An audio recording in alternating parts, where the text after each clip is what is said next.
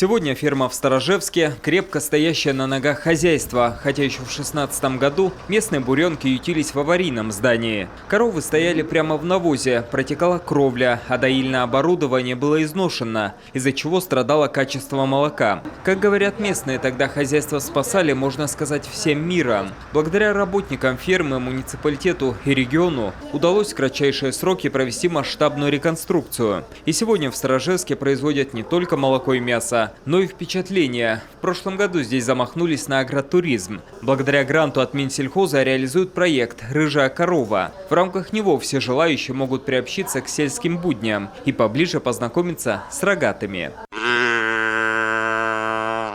А в Нёбдино в прошлом году заработал комбикормовый цех. Стоимость проекта немаленькая – 45 миллионов рублей. Но, как отмечают в хозяйстве, привозные и зачастую не всегда качественные корма обходятся еще дороже. Причем не только для кошелька, но и для здоровья буренок. К тому же львиную долю их ценника составляет логистика. Потому что у нас республика Коми далеко, логистика занимает очень большой процент по доставке комбикорма и всего прочего. И думаем, что будет интересно, когда мы полностью его доделаем, загранулируем, мешки будем затаривать. Хозяйством нашей республики, фермерским хозяйством, думаю, будет интересно попробовать.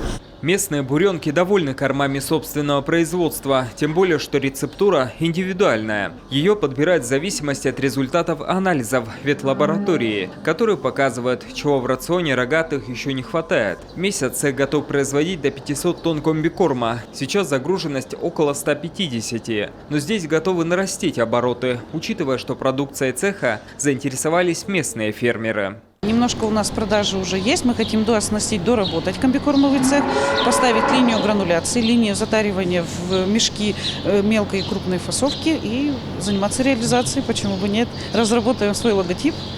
Будет у нас. И самое главное, что это работа, опять же, повторюсь, с адресными рецептами. То есть кому какой рецепт нужен, из необходимых компонентов мы способны будем выработать его. А глядя на работу хозяйства в селе Пезмек, сразу вспоминаешь известные строки. Вкалывают роботы, а не человек. Здесь кадровый голод в сельском хозяйстве помогает решать современная техника. Коров доят роботы. В отличие от доярок, они не устают. На линейке там идут 4 доярки. То есть 2 утром, 2 вечером. Здесь доярки не нужны. То есть понимаете, да, то, что здесь все автоматически. Все. То есть тут нужно только следить за всем этим. Если не следить, это все запустится, то есть ничего работать не будет. Вот, как бы, и все. Своих коров робот узнает по специальному чипу-ошейнику, в котором хранится вся информация, как о животном, так и о молоке. В хозяйстве отмечают, на ферме полностью отсутствует человеческий фактор, что позволяет раскрыть потенциал каждой буренки. Будущее за роботами. День и ночь коровы могут, захотели, подоились, захотели, корма покушали. Они здесь на вольном выгуле. Избитая фраза «один в поле не воин» хорошо отражает сегодня работу небольших хозяйств. Так, в том же Пезмеге работает сельхозкооператив «Ордым». Входящим в него фермерам проще заявиться на господдержку или гранты, получить сертификацию на выпускаемую продукцию. Да здесь всегда готовы помочь как словом, так и делом. Только через кооператив мелкие производители могут получить субсидию на приобретаемую технику. Вот. Так, своим опытом делюсь очень щедро и безвозмездно. Секрет успеха крестьянско-фермерских хозяйств в кооперации, считают многие участники конференции. Только объединив усилия, хозяйственники получают возможность успешно развиваться.